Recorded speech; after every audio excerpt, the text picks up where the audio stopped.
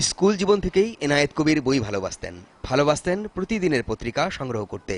সেই ভালোবাসা থেকেই বিন্দু থেকে সিন্ধুর মতো গড়ে উঠেছে এই বৃহৎ লাইব্রেরি।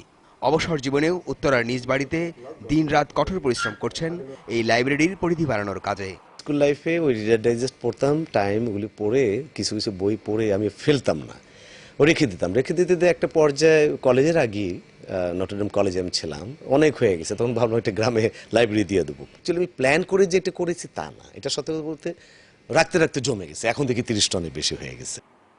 এই লাইব্রেরিতে আছে 1968 সাল থেকে 2003 সাল পর্যন্ত বাংলাদেশে প্রকাশিত সবগুলো জাতীয় দৈনিক, আছে প্রায় 3 লাখ দেশি বিদেশি ম্যাগাজিন আর দুর্লভ বই, রয়েছে অসংখ্য বুকলেট আর সুভেনিয়র।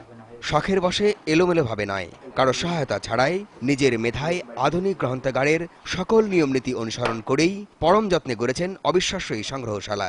69 মুভমেন্ট থেকে যে কোনো টেলি নিউজ পেপার এগুলো আমি রেখে দিয়েছি, এগুলো প্রাইমারি সোর্স অফ ইনফরমেশন।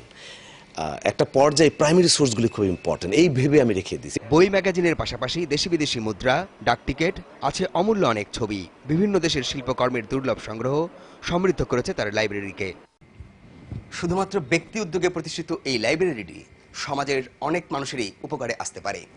যারা পলিসি লেভেলে আছেন, যারা গবেষণা করেন, যারা শিক্ষার্থী, সবাই এই লাইব্রেরিটি ব্যবহার করতে পারেন।